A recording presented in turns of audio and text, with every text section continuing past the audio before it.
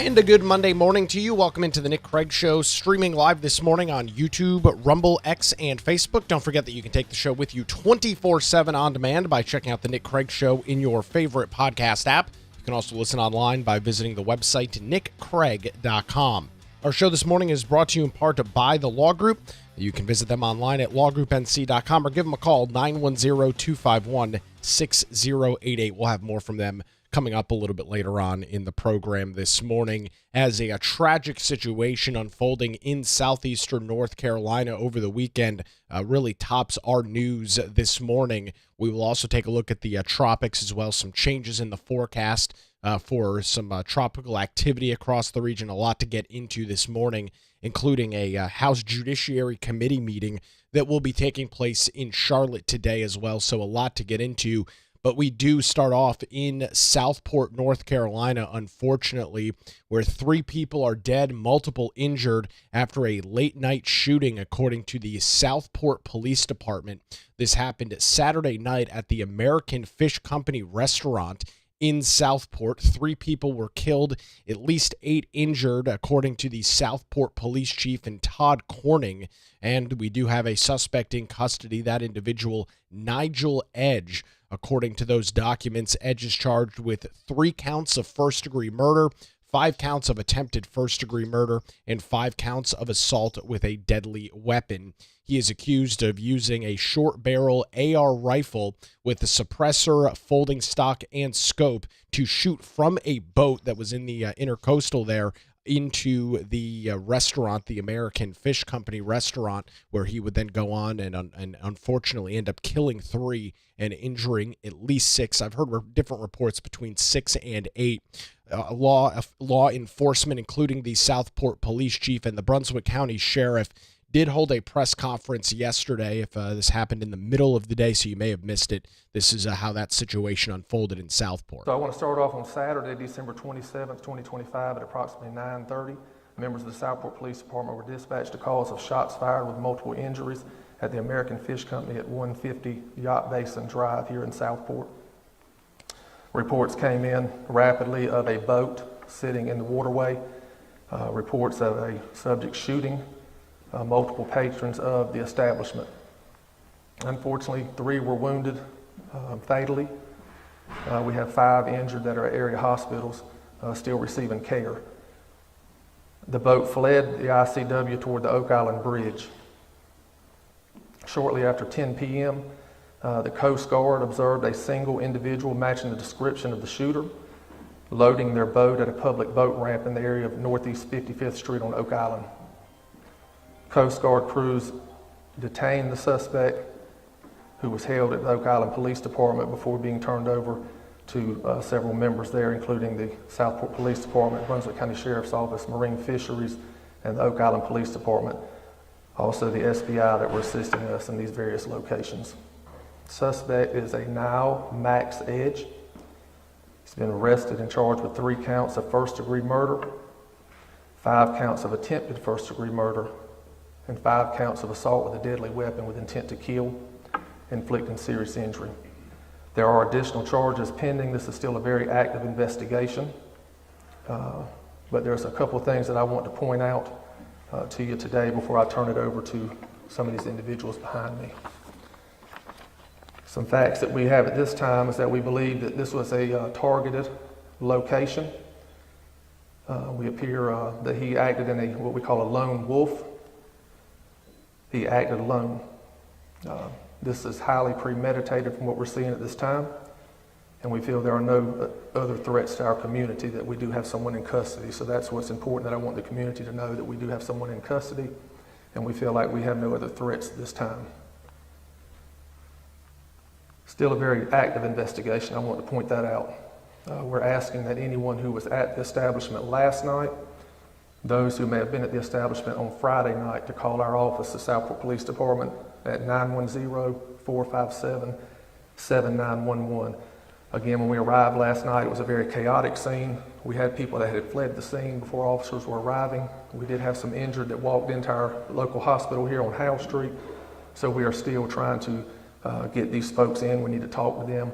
Anyone who may have video of the incident, we're asking you to reach out to our police department. Again, call us at 910-457-7911.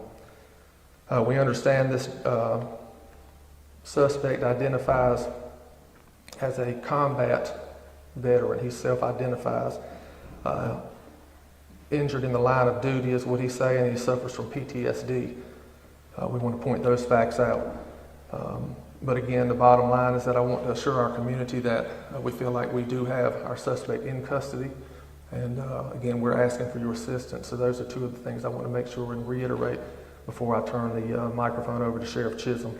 To please call our office if you have any videos or if you were there last night and we have not talked to you. We've been talking to multiple people.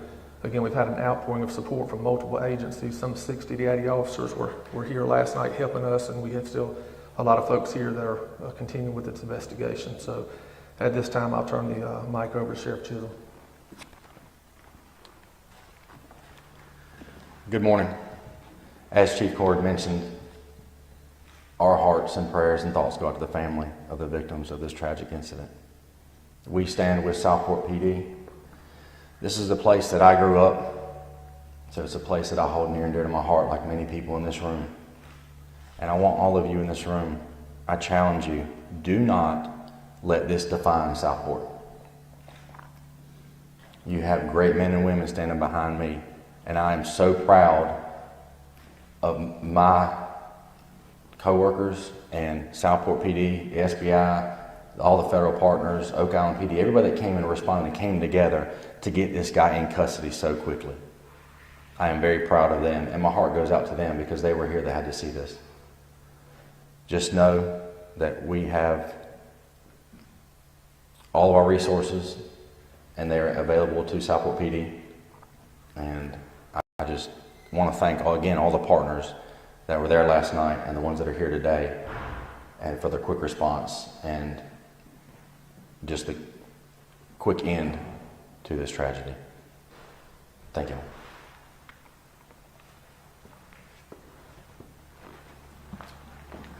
Charlie Morris, the Oak Island Police Department. Thank you, Sheriff. Just to reiterate a couple things that the Sheriff and Chief Coring said, we have a close-knit community here. I certainly do not want this incident to define who we are, because that is not us. This is a person that has acted alone. We feel confident right now, even though we're in the preliminary stages of the investigation, we feel like that this person acted alone and there's no one else involved. Last night, our witnesses that were on the scene observed a white center console boat travel south or southwest, leaving the area. Our Coast Guard partners were patrolling along with our sheriff's office and encountered a boat down at the 55th Street boat access in Oak Island. The officers got out and made contact with Mr. Edge, and as a result of that, during the investigation, he was detained and taken into custody. Another thing that I would like to reiterate is, yes, Nigel Edge is a resident of Oak Island. We are familiar with him at the police department. So I want to acknowledge that as well. So I don't think I have anything else, but God bless our victims, God bless our community, and we wish our victims that are suffered the injuries a speedy recovery. I'm going to pause it at least right there. That's the Oak Island Police Chief. You'll hear from the district attorney and a couple of other folks as we continue through this news conference that took place.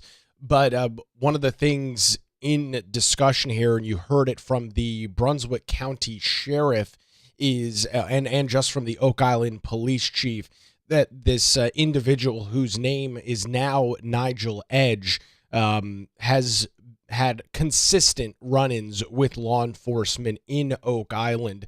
Nigel Edge is, I believe, that is this individual's legal name, but that was not his legal name. The individual also, as you're hearing from law enforcement, a combat veteran, suffered from PTSD, was shot overseas while in the line of duty, and suffers from severe PTSD, at least according to law enforcement. From some other commentary that I have had the opportunity to pick up on over the last couple of days, this individual who previously went by a different name was severely wounded back in 2006 during a deployment to Iraq, at least according to some of the details that are readily available on this scene. And that PTSD is likely to play in all likelihood, I'm just speculating at this point, but that is likely to, at least from my vantage point,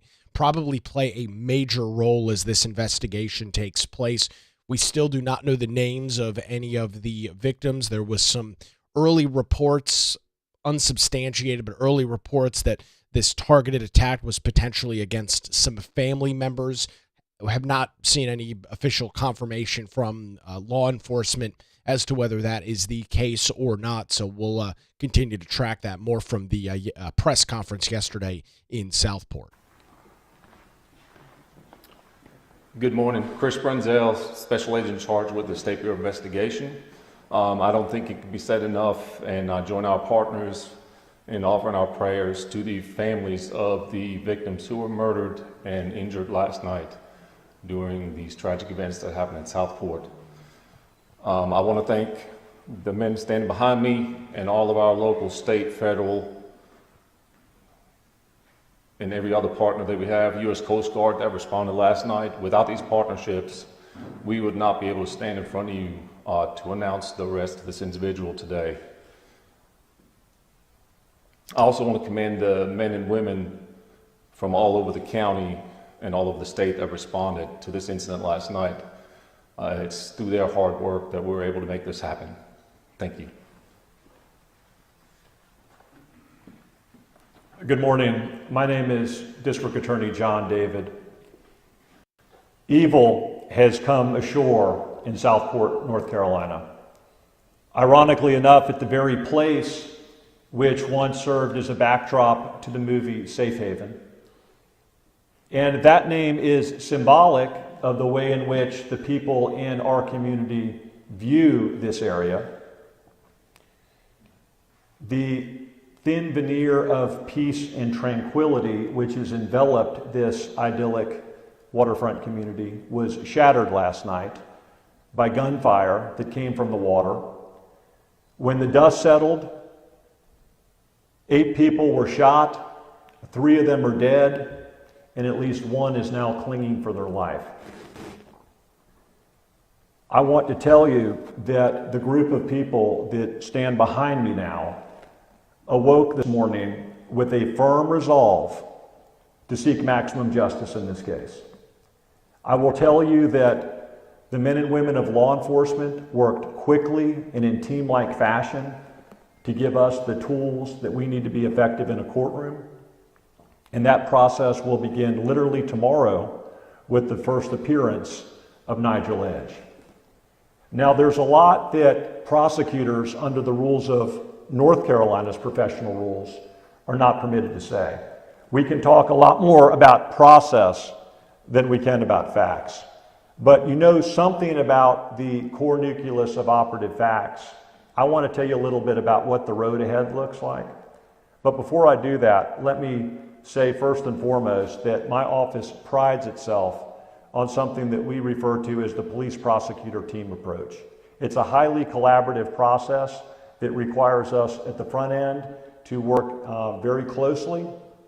I personally arrived at the scene at about 11 o'clock last night. I saw with my own eyes the horror which has occurred in this case. I was joined by my first assistant, Jenna Early, my investigator, Charlie Lyles, and I'm so grateful for the incredible law enforcement response, the incredible response to the first arriving medical folks who did their best to limit further damage and loss of life. It was really heartening to witness that play out in real time. So tomorrow we are going to be in a courtroom, and then and for the first time we're going to be able to talk about the facts. In the fullness of time, the truth will emerge in a courtroom, and that's where I'm going to be doing the majority of my talking. He will be given a first appearance. He is currently charged with 3 counts of first-degree murder, 5 counts of attempted murder, and 5 counts of assault with a deadly weapon, intent to kill, inflicting serious injury.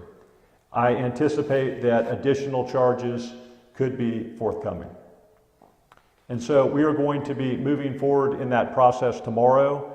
He is currently held without bond. It is my hope and expectation that that will remain tomorrow and throughout this process. I will say that North Carolina is a state for which the death penalty is a potential, and my office does seek it in appropriate cases. I want you to know that there is a process in place within my office to scrupulously review the facts and circumstances of every homicide offense that comes through our door. I have a team of senior prosecutors that meet as part of a death penalty review committee, and we make sure that we thoroughly evaluate the facts and the law on a case-by-case basis. We do that to ensure that we make our decisions on the basis of the fact and law and not emotion, because it should go without saying this is a very emotional time for a lot of people, and we want to continue to embrace the process that has served us so well over the 15 years that I've been fortunate enough to be your elected district attorney.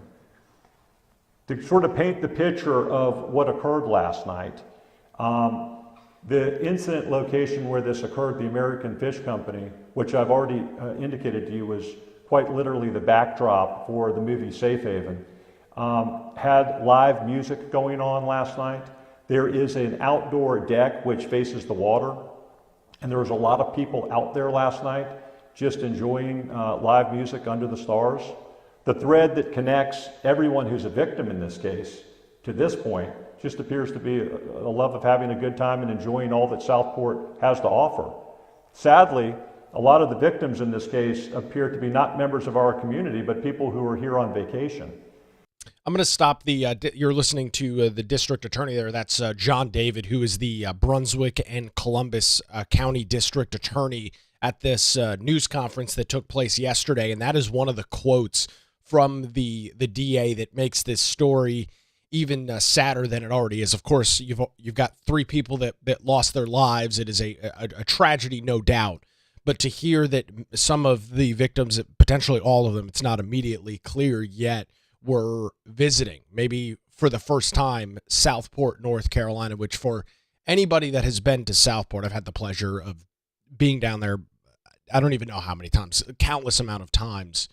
It is a small, very tight-knit, very chill, very lax community. I mean, you know, you look at outside of the 4th of July, the official North Carolina 4th of July festival, which brings hundreds of thousands of people to the area. Outside of that, when you go to Southport, even during a busy summer month, it is a small, sleepy, and that's not, I don't mean that in a bad way, but a small, sleepy town. It's a great place to visit.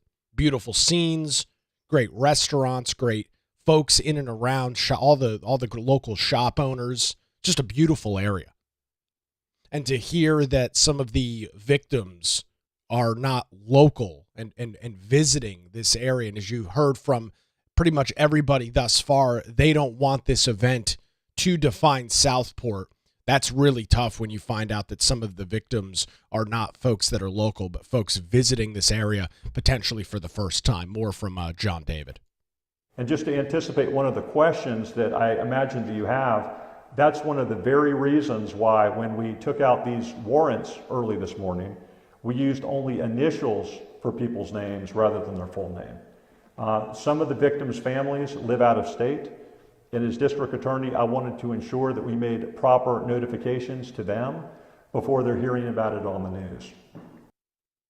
And so that is why the arrest warrants that you have contain only initials at this juncture. Tomorrow, I expect you're going to be hearing more about potentially the identity of some of the victims, and you're going to hear more of the facts that underlie the investigation. But I can't overstate how quickly this investigation unfolded. Very heartened by the fact that law enforcement was able to make an immediate apprehension. I'm confident, based on what I now know, that we got the right guy and that he acted alone. I will tell you that we ask for some grace because we're only in the first 14 hours of this investigation. And in my experience as being a prosecutor, and I'm now in my 30th year of being a prosecutor, facts frequently change, they evolve, and so I allow for the possibility that we're going to learn substantial new information in the coming days and weeks. But having said that, I think we now know a core nucleus of operative facts. And I feel very confident as I stand before you today that law enforcement has given us the tools that we need to be effective. With that, we will entertain a couple of questions. Again, with the guardrails in place being facts are still being developed, and there's a lot we can't say consistent with the ethical rules under 3.8 and 3.6. So are there any questions? Yes, ma'am. Can you confirm if this man went by another name? Sean? In fact, he did. Mr. Nigel Edge actually changed his name some years ago, and so we are looking to identify, all of his past. And there's going to be questions about his past. Chief Morris already said that he's a resident of Oak Island, and he was well known to law enforcement. He wasn't quite as well known in the criminal court system. There were some minor contacts over the years, but nothing significant in his past which would give us any indication that he was capable of such horror. There have been a number of civil suits that he's instituted against people, and he's had some minor brushes with the law, but to this point, we're unaware of any significant criminal history. Again, we're going to check out of state, and it's early on in the investigation, but as I stand before you today, I'm unaware of that. Yes, ma'am. Is gun crime like this common in this area? Do you think this is kind of a one-off situation? Yeah, so the question is this common in our area? I'll tell you that violent crime is virtually non-existent in the city of Southport. This is an idyllic waterfront community that really enjoys a reputation for being a very peaceful and tranquil place. Again, I've been a prosecutor for 30 years. I've started out my career in Miami, Florida, and then I was for a decade an assistant district attorney in Wilmington, North Carolina. So I'm not unacquainted with violent crime. Bad things happen to good people wherever you live, and I'm reminded of that today. But this would be remarkable anywhere, but particularly in a place that was called Safe Haven. Yes. Again, cannot understate the points there being made by the district attorney. You visit Southport and you walk the streets, you enjoy the shops, the restaurants, maybe you're enjoying something like the North Carolina 4th of July festival, and then to imagine the situation that unfolded Saturday night where this individual by the name of Nigel Max Edge decided to pull up his boat to the American Fish Company restaurant and begin unloading on a crowd that was dining and watching a musical performance. As the district attorney noted, obviously these are, it's sad, and when a situation unfolds like this anywhere, but especially in a place like Southport, it seems to be different.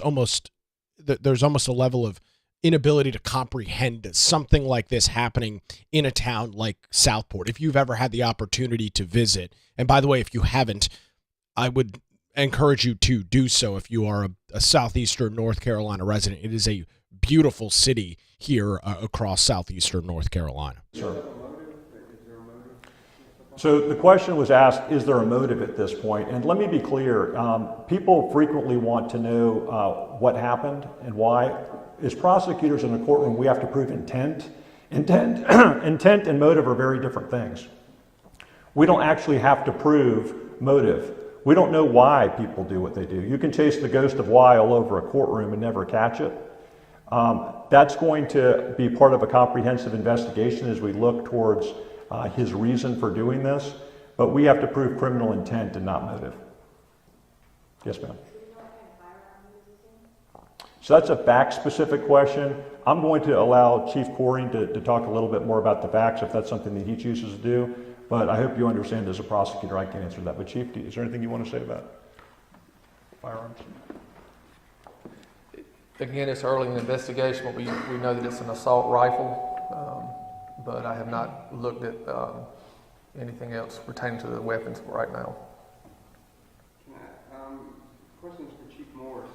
If you could just, is there anything more you can say about who was known to you guys, how was he known to you guys? So, yes, we were familiar with Sean. He has been a resident of Oak Island for several years. He frequently hung out on our pier. Our employees knew him. And so, yeah, we were just familiar with him. He has filed a lawsuit, sent numerous lawsuits on the town, on the police department within the last couple years. Thank you. Yes, sir. He self-identifies as a veteran. Did he serve in the military at all? Yes, he has. Yes, ma'am. Were there any other weapons on the boat? Other than what Yeah, so we executed a search warrant last night in collaboration with the SBI in Southport and the sheriff's office, and his vehicle was searched along with his boat and residence. And I won't go into specifics about what was recovered. However, there were firearms, and if the SBI would like to elaborate on that a little more, since they are the agency that took possession of those weapons, I'll let them discuss that. What was he doing when he was the Coast Guard arrived? Was he loading the boat out of the water? Was he getting ready to leave and go out into the water? Yeah, so the question is, when he was encountered by the Coast Guard and law enforcement, what was he doing? That information was put out last night about the boat, which is very vague. That's a very vague description. There was no other descriptions other than a white center console boat that we were able to push out. Our Coast Guard partners, which the Coast Guard station is in very close proximity to here, were patrolling the area along with the sheriff's office, and as they were patrolling, they located a white boat at our boat access, our 55th Street boat access. At the time of his encounter, he was loading the boat up, and then that's when we engaged him in a conversation and ultimately took him detained him and then ultimately took him into custody. And he lives on Oak Island, or is off? Yes, he is a resident that lives on the island. Yes, sir. Yes.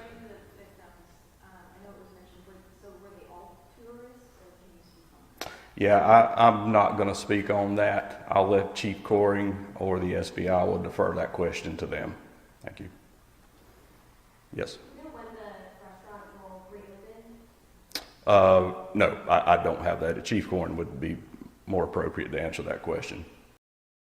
So that pretty much wraps up this news conference that took place yesterday, which included a wide gambit of individuals. You heard from the State Bureau of Investigation, which obviously gets involved when you've got a situation like this unfolding. You've heard from the Brunswick County Sheriff, the Southport Police Chief, the Oak Island Police Chief, and District Attorney John David, as there's a full law enforcement presence ongoing in this case right now. Again, the sad news to pass along is that an individual by the name of Max Edge, Nigel Max Edge, who previously went by another name, Sean DeVoice, decided to, at least is alleged by law enforcement, to have opened fire on the American Fish Company restaurant sometime late Saturday night, killing 3 individuals, injuring at least 8 others. We do not have any additional information about the victims, who they are, where they're from, or the individuals that are in the hospital, how serious those injuries are. John David seemed to indicate that throughout the day today, on Monday, that we would get some additional information, as the district attorney's office have had the, hopefully at this point, will have had the opportunity to reach out to, again, for folks not here, not living in southeastern North Carolina, contact their family members and unfortunately their next of kin and begin the process of providing that information to them. So I would suspect as we go through the day today, we will learn some more details about that. And the News and Observer has got an article up over at their website talking about this individual who, from all accounts, all over the place, severely struggled with some level of post-traumatic stress disorder from his service overseas. He wrote a book called Headshot, and it described his second deployment to Iraq in 2006, in which he describes being shot multiple times, taking hit from shrapnel during an ambush that went on. And from there, you heard from the Oak Island Police Department that this individual had consistently filed civil suits against the city of Oak Island, the law enforcement in Oak Island. So the PTSD thread and story is probably going to be something that is obviously a large, and probably will end up being a very large thread in this discussion. There's a 2007 article from the Star News in which this individual was interviewed after some treatment he had at NHRMC at the time, talking about some of the issues that he dealt with from his post-traumatic stress disorder. So it's a very interesting story and situation that we are watching unfold. Law enforcement will continue to provide information and details. It's a sad story for Southport, and we'll keep an eye on those details. One of the other things that we're looking at this morning is that the American Fish Company has announced that they are closing indefinitely. That's what the announcement says. Quote, "Our prayers are with the victims, their families, and everyone affected by this tragedy. American Fish Company and Frying Pan," that is a sister restaurant also in Southport, "will close indefinitely as we grieve and seek healing together." So that is also going to be not be taking place. Both the Frying Pan and American Fish Company will be closed indefinitely, according to information from that restaurant, as this tragic situation continues to be understood. We'll keep an eye on the details, and of course, as always, pass them along to you as soon as we get them right here on the show. As we round out our show this Monday morning, I do want to provide you an update on what looked to be some pretty strong level of tropical storm activity that was set to affect southeastern North Carolina over the next couple of days. And fortunately, well, the weather dynamics have changed, and that does not appear that it is really going to be anywhere near what we were looking at last week, as we currently have this tropical storm in Imelda that is currently a tropical storm, is projected to become a hurricane, but is actually going to be sucked into the circulation that is massive Hurricane Humberto right now, dragging it hundreds of miles off the coast. And as we got a new briefing from the National Weather Service here in Wilmington this morning, they write this: "Confidence remains high with the track and minimal impacts across southeastern North Carolina and northeast South Carolina, with the greatest impacts across the adjacent Atlantic waters." They note and write that confidence remains high that the storm will remain offshore, resulting in only those minimal impacts. And they've got a chart that kind of shows what the timeline could be for some of those. And in terms of wind, surge, tornado risk, those threats are little to none, according to the National Weather Service here in Wilmington. There is the possibility of some minor flooding that will begin as early as today and will last through the day on Tuesday. And then, of course, the marine impacts, those will be elevated as they are typically when you've got any sort of tropical system or tropical feature. The rain is beginning to fall right now and will likely do so through the rest of the day today. But as the Weather Service writes, otherwise there is still low potential for flooding along some of the areas. But the main threats due to this storm kind of getting sucked into that other circulation is set to be incredibly minimal across our area. Even rainfall totals, some areas or some early forecast models showed 7, 8, 9 inches of rain. And across our greater area this morning, expecting somewhere between 1 and 2 inches of rain at the absolute most. And so with that, there will not be any major flooding issues or anything with an inch or two of rainfall. That's a relatively normal amount of rain, so no major issues there. This is the latest briefing from the National Weather Service. This came out early this morning, 5:15 this morning, so this is pretty up to date. The latest information from the National Hurricane Center. We are definitely dodging this one. Not that it was ever expected to be a disastrous tropical storm or low-grade hurricane, but all of the forecast modeling, as we were together late last week, showed a situation with this storm coming very close to shore, and that is fortunately just not materializing. Here are the latest stats. As you can see, the system just off the east coast of Florida this morning and north at 8 miles an hour.